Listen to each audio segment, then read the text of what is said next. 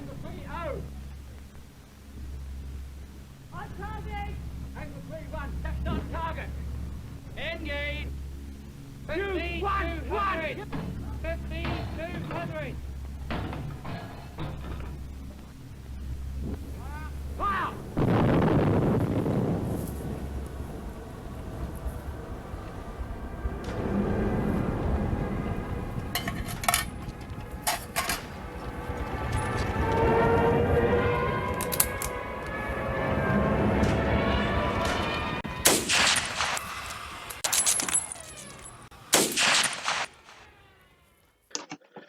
Lieutenant Corbett, Right Troop Commander, was the only surviving officer on this site.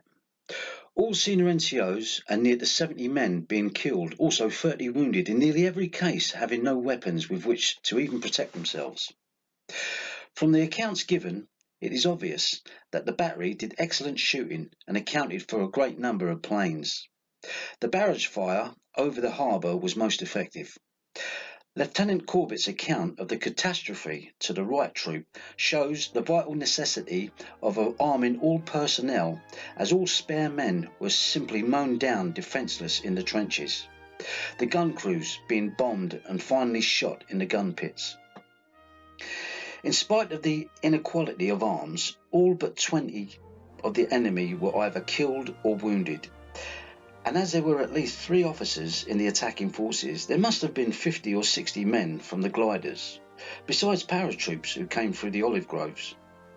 From Lieutenant Corbett's account, it will be seen that had there been sufficient wire for proper wiring of the site and rifles and grenades available, a very different story would have been told. The Royal Artillery historian describes 234 Battery as a very gallant battery who had defended their guns to the last and took a terrible toll of their attackers in those terrible few minutes. Of the 12 officers and 347 other ranks who landed in Crete, 234 Battery's total casualties in the campaign were 77 killed in action and 187 missing, believed to be prisoners of war. Many of them wounded. Only 30 wounded members of the battery managed to get back to Egypt. General Headquarters Middle East ordered the depleted 234 Battery's disbandment, which was carried out on the 1st of July 1941. The survivors were posted to 16 Battery of 2nd Heavy Anti-Aircraft Regiment. Most of the men of 234 Battery who fought so bravely and died during the battle now rest peacefully in a quiet corner of the very bay they were defending.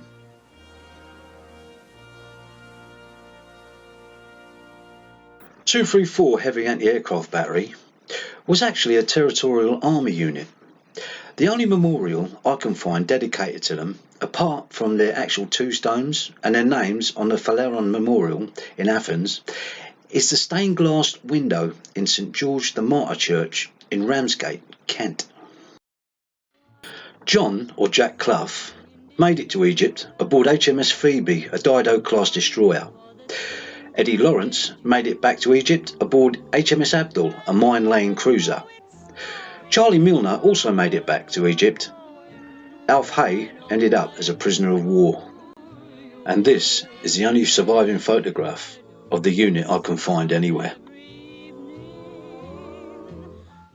Surviving members of the whole Allied forces of approximately 32,000 men who had not been captured or seriously wounded made their way to Sfakia on the south coast. It was a march of approximately 40 miles or 64 kilometres over the White Mountains, which are 13,000 feet or so high. With no food, very little water, and some men without boots, they made their way south. Over the next few nights, over 16,000 men were evacuated by the Royal Navy. Unfortunately, 5,000 had to be left in Sfakia. Many of the captured Allied soldiers in Sfakia were forced to march back across the mountains, back to the Suda Bay area where they'd just come from.